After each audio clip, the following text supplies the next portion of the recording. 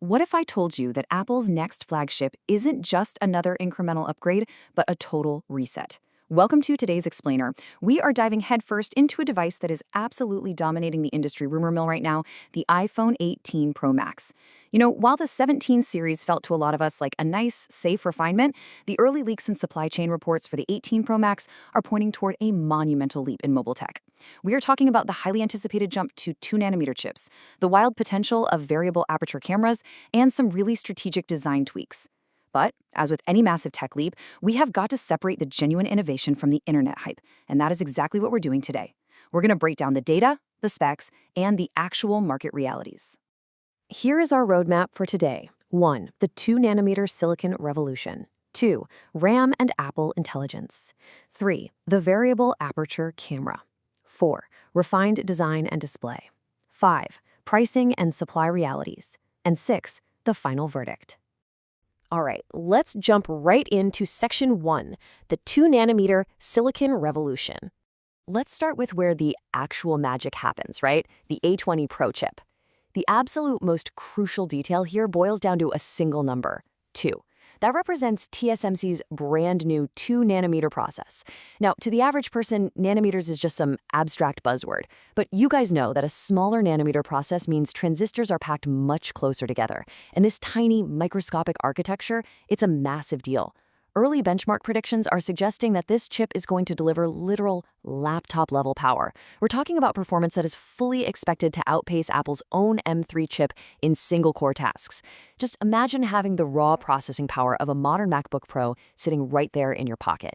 When we compare the baseline A19 Pro to this new architecture, we aren't just looking at a standard year-over-year speed bump. Sure, you're getting roughly a 15% increase in raw speed, which is obviously great for gaming and heavy multitasking, but the real star of the show is the efficiency. We're looking at a massive 25 to 30% improvement in power efficiency. This means your phone can push all that incredible processing power without absolutely tanking your battery in the process.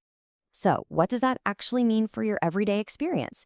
Well, Apple isn't just relying on the chip being more efficient. They're reportedly bumping up the physical battery capacity too, going from 5,088 on the 17 Pro Max up to roughly 5,200 milliamp hours. When you combine that physically larger battery with a 30% efficiency gain from the A20 Pro chip, you are looking at a predicted 2 to 3 extra hours of screen-on time compared to the previous generation. For power users, that is literally the difference between your phone dying on your evening commute and making it all the way to bedtime with juice to spare. It's huge. Moving right along to Section 2, RAM and Apple intelligence. Now, supply chain reports are pointing to a massive memory jump this year, moving from 8 gigabytes up to 12 or potentially even 16 on the absolute highest tiers. To really understand why a phone needs that much RAM, we have to talk about on-device AI. Apple Intelligence is incredibly memory hungry. Instead of sending your voice requests or your photos to some massive server farm miles away to be processed, on-device AI does the heavy lifting locally, right on your phone's hardware. This means significantly faster speeds and, most importantly, absolute privacy. Imagine asking Siri to instantly summarize the 2-hour meeting recording or using generative AI to completely overhaul a photo, all without a single byte of your personal data ever touching an Apple server. That right there is exactly why this RAM upgrade is absolutely essential. Okay, Section 3, the variable aperture camera. Honestly, this lens is the Pro Max's exclusive party trick. For years, smartphone cameras have been stuck with fixed apertures. But this time around, the main 48-megapixel sensor is getting a variable aperture. In low light, it physically opens wide to f1.4, letting in a massive amount of light. We are talking about night photos that mimic a full-frame DSLR camera. But as you know, in bright daylight, that wide of an aperture can make your photos look like a blown-out, blurry mess. So the lens can physically stop down to f4.0, giving you razor-sharp details across the entire frame. And the absolute best part, you are going to be able to manually control this right there in the native camera app. But wait, the upgrades don't stop at the main sensor. The ultra-wide and the telephoto lenses are also getting bumped up to 48 megapixels. This effectively turns the device into a pocket cinema rig. You're looking at 8K video recording across all lenses with optical zoom. And for all the content creators out there, the ProRes log format will now support 10-bit HDR at a staggering 120 frames per second. It is a massive, massive flex of that A20 Pro chip's processing power. On to Section 4, Refined design and display.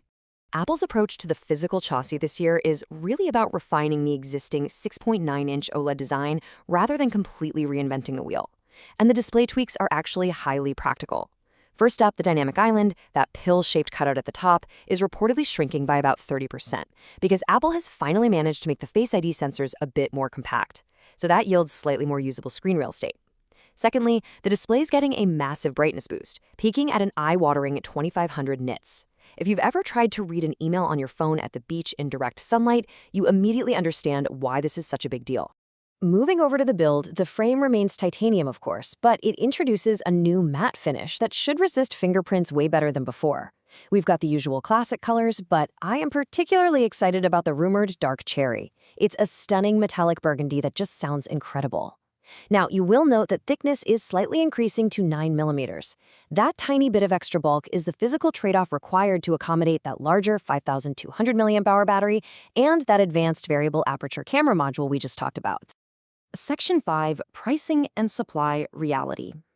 All right, it's time to slow down the hype train for just a second with a serious reality check. Advanced 2nm silicon does not come cheap. Analysts are pointing to a $100 to $300 price increase across the board. The 256GB base model will very likely land at $1,299. And if you're eyeing that 1TB top-tier model, you could easily be pushing past a staggering $1,800.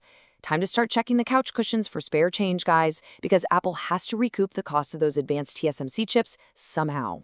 But the price tag isn't even the only hurdle here. There is an ongoing global shortage of DRAM memory, literally the exact memory needed for those 12GB RAM upgrades. This means severe initial stock limits on launch day. If you decide you want this phone, you cannot wait around. You will need to have your browser open, refreshing the page, ready to execute a pre-order within the very first 5 minutes of the store going live. Or you might honestly be waiting months for delivery. Before we get to the verdict, let's talk about what's missing, an honest take. To give you guys a completely balanced picture, we really have to look at the other side of the coin and address the rumors that didn't pan out. Cutting through all the noise, multiple reliable sources confirm that these 3 things are absolutely not coming this year. First, there is no under-display Touch ID. Face ID remains your one and only biometric option. Second, despite years and years of rumors, the phone is not going portless yet. It keeps the USB-C port as Apple is reportedly waiting for MagSafe 2.0 to fully mature. And finally, don't expect major OS-exclusive features. iOS 20 will bring the exact same software features to the 17 series, just perhaps running a tiny bit slower. The real differentiator for the 18 Pro Max is strictly the hardware power and that camera flexibility. And finally, Section 6, the final verdict. Bringing this all together, we have to ask, is this device actually worth your hard-earned money? Well, the crucial point is what phone you currently have sitting in your pocket. If you are holding an iPhone 14 Pro Max or older, this is an absolute no-brainer upgrade. The leap in battery life, the laptop-level speed, and that DSLR-like variable aperture, it's going to feel like pure magic to you. However, if you are sitting on a 16 or 17 Pro Max, it's definitely a tougher call. Yes, you are getting the best camera system ever made, but your current hardware is still incredibly capable. You just have to weigh if that camera flexibility is really worth $1,300 to you. If you do fall into that upgrade category, go ahead and mark your calendars. Historically, and based on current supply chain timelines, we are looking at a launch window of September 8th or 9th. And remember what we just discussed about that DRAM shortage? Pre-order day is going to be incredibly competitive. Which brings us to the end of our explainer today and leaves me with a question for you. Based on everything we just unpacked, the 2nm chips, the wild camera specs, are you upgrading? And if you are going to brave that pre-order bloodbath, what color are you going for? Because personally, I just cannot stop thinking about that dark cherry. Let me know how this tech fits into your workflow, and I look forward to exploring more fascinating topics with you next time.